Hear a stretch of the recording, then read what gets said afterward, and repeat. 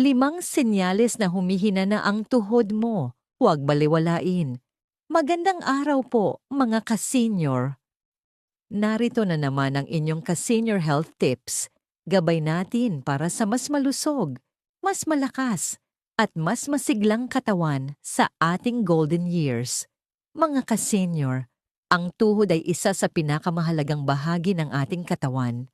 Ito ang tumutulong sa atin upang makalakad, makatayo, at magawa ang ating pang-araw-araw na gawain. Pero habang tayo ay tumatanda, unti-unting humihina ang ating mga kasukasuan, lalo na ang tuhod. At kadalasan, may mga senyales na ibinibigay ang ating katawan, pero hindi natin agad napapansin o binabaliwala. Kaya sa video na ito, pag-uusapan natin ang 5 senyales na humihina na ang tuhod mo at bakit hindi mo ito dapat ipagsawalang bahala. Una, madalas na pananakit ng tuhod. Kung napapansin ninyo na madalas sumasakit ang inyong tuhod, lalo na kapag naglalakad, umaakyat ng hagdan o tumatayo, ito ay isa ng babala. Hindi normal ang palaging pananakit. Maaring ito ay senyales ng wear and tear ng joints o tinatawag na arthritis. Sa simula, maaring paminsan-minsan lang ang sakit. Pero kapag pinabayaan, maari itong lumala at makaapekto sa inyong paggalaw. Ikalawa, paninigas ng tuhod sa umaga. Napapansin ninyo ba na paggising ninyo, parang matigas ang tuhod ninyo at hirap igalaw? Ito ay tinatawag na stiffness. Karaniwan itong nararamdaman sa umaga o pagkatapos ng matagal na pag-upo. Kapag tumatagal ang ganitong pakiramdam, maaaring ito ay senyales na humihina na ang joints at kailangan na ng tamang pag-aalaga. Ikatlo, may naririnig na tunog sa tuhod.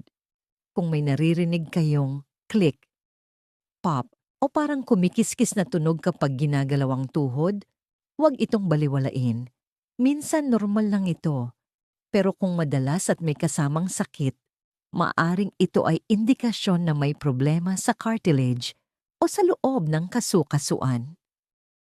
Ika-4, hirap sa paglakad o pag-akyat ng hagdan. Kung napapansin ninyo na mas nahihirapan na kayong maglakad, lalo na sa hagdan o kahit sa patag na daan, ito ay malinaw na senyales ng paghina ng tuhod. Minsan, kailangan na nating humawak sa railings o magpahinga agad. Ito ay indikasyon na hindi na ganoong kalakas ang support ng tuhod sa ating katawan. Ika-5, pamamaga ng tuhod. Kung namamaga ang tuhod o parang may init sa paligid nito, maaring may inflammation or fluid buildup sa loob ng joint. Ito ay dapat bantayan dahil maaring magdulot ito ng mas malalang kondisyon kung hindi maagapan. Mga ka-senior, tandaan, ang mga senyales na ito ay hindi dapat baliwalain.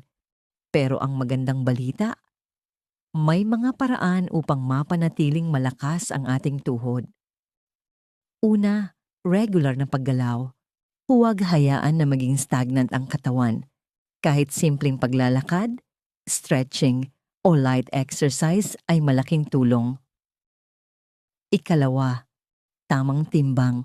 Kapag sobra ang timbang, mas mabigat ang pressure sa tuhod. Kahit kaunting bawas timbang ay malaking ginhawa sa joints. Ikatlo, tamang pagkain. Kumain ng pagkaing mayaman sa calcium, vitamin D, at omega-3 tulad ng isda, gulay, at mani. Nakakatulong ito sa buto at joints. Ika-4, pahinga at tamang posture. Iwasan ang sobrang pagod at maling galaw. Kung sumasakit ang tuhod, magpahinga at huwag pilitin. Ika-5, kumonsulta kung kinakailangan.